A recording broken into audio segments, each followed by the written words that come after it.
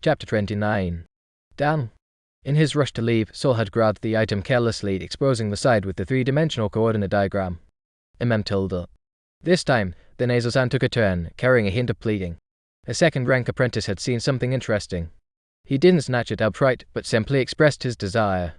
A very distinct expression of desire. Sol sighed inwardly and spoke in a low voice to the seemingly harmless and barely noticeable senior apprentice. Senior, it's almost 8 o'clock. How about we discuss this back at the West Tower dorms? Ma'am. A short and cheerful sound followed.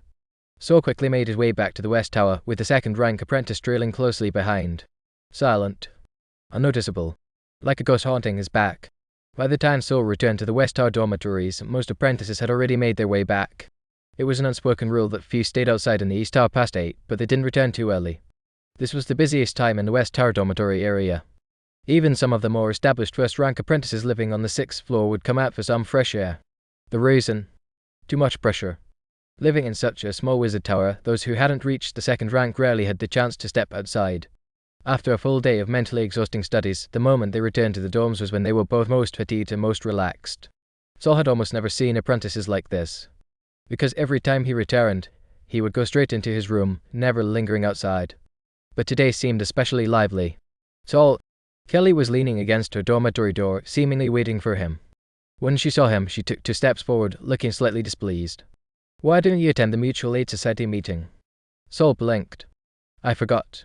He really had forgotten. At first, he had been completely absorbed in studying the three-dimensional coordinate axis, losing track of time. Later, he had been so buried under work that he barely made it back to the East Tower on time. In that state, how could he possibly remember anything about the Mutual Aid Society? I only went because Doze said you'd be there. Kelly pouted, her expression much more animated than usual. I only said I'd consider it. Knew it, Doze is unreliable. Kelly pretended to be angry, but she quickly recovered, even breaking into a smile. But the Mutual Aid Society was actually pretty interesting. Discussing things together really helped me understand some problems I hadn't thought about before. Hey. Sol was suddenly on edge, staring at Kelly. Kelly felt uneasy under his gaze and quickly looked herself over. Why are you looking at me like that? Sol rubbed his arm. When Kelly laughed just now, he felt a chill run down his spine. His goosebumps hadn't even settled yet. Why did you laugh like that? Sol asked bluntly. Laugh? Kelly instinctively touched her face. Did I? It was just... Sol and Kelly turned their heads at the same time and saw a girl living diagonally across from them laughing as she talked to Doze. Hey. Doze seemed to have heard something amusing and started laughing as well. Sol felt the entire dormitory area had taken on a strange atmosphere. He looked further down the corridor. Had all the new apprentices come out? Why were there so many people? The seemingly normal yet eerily unnatural laughter echoed intermittently through the hallway. Sol's gaze finally landed on Kelly. She was still watching Doze, as if she had heard something funny, and began laughing too. Kelly. Sol smacked her on the forehead. Oh. Kelly was stunned. What are you doing? Sol didn't know how to explain, but he just felt that he couldn't let Kelly keep laughing like that. He grabbed Kelly and dragged her into his dormitory. It was Kelly's first time inside Sol's room, and her eyes immediately locked onto his desk.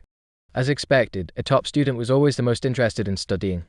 Sol had just closed the door when he remembered the nearly invisible senior apprentice was still behind him. He turned to open the door and invited the senior in, only to find that the uttering senior was already standing behind Kelly. Kelly was curiously examining Sol's desk, restraining herself from touching anything. The senior apprentice suddenly lowered his head. His mouth stretched like an extendable hose, extending over 10 centimeters, pressing against Kelly's head. Kelly, however, seemed completely unaware, still focused on the desk. Senior, don't. Hearing Sol's sudden exclamation, Kelly quickly turned around only to find a middle-aged man standing behind her at some unknown moment. His snake-like mouth was practically kissing the top of her head. Although Kelly was usually a proud and composed girl, seeing someone's mouth pressed against her head froze her in terror. When she tried to move, she found that she couldn't. Sol.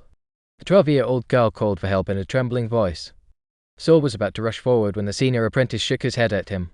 A drawn-out, fluctuating sound of refusal. Gulp. It was as if something was being sucked out of Kelly's head. A bulge traveled from her scalp down the senior apprentice's hose-like mouth. Only then did the senior retract his bizarre mouth. He wiped his lips with the back of his hand and nodded at Sol. Ma'am? Sol's first instinct was that the senior was telling him everything was fine now. Ever since the senior had retracted his mouth, Kelly had remained frozen, her face growing darker by the second.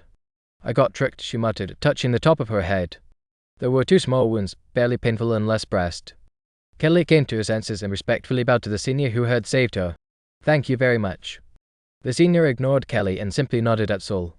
Sol respectfully handed over the blueprint in his hand. The senior had already seen it. Even if Sol refused, he had no means of stopping him from taking it. Besides, he had helped Kelly. And Kelly had helped Sol before. "Senior, if you're interested, I can explain the principles behind it." Since he had already handed over the blueprint, Sol didn't mind sharing more. He knew a second-rank apprentice would eventually figure it out anyway. The silent senior did not refuse. Sol pulled him and Kelly to the table and briefly explained the concept and applications of coordinate axes. After a brief silence, the senior suddenly opened his mouth wide. His mouth stretched like rubber, wide enough to fit an entire arm. Then he actually reached inside and pulled out a small notebook. Scrawled on the cover were a few messy words. "Byron study notes." "Senior, your name is Byron?" Byron nodded, then hesitated before pulling a sharp dagger from his mouth. Casually, he sliced a 5-centimeter cut across his neck. Dark red blood gushed out. Sol and Kelly were shocked. Was he committing a suicide right in front of them? But beneath the wound, a set of yellowed teeth and a thick tongue struggled to emerge. "The Mutual Aid Society's parasite won't kill you," a hoarse voice said, as if it hadn't spoken in a long time. "But it's not a good thing. Stay away. Don't meddle." As Byron spoke, his wound healed. By the time he finished his sentence, the cut was gone, leaving only a trail of blood running down his neck to his chest.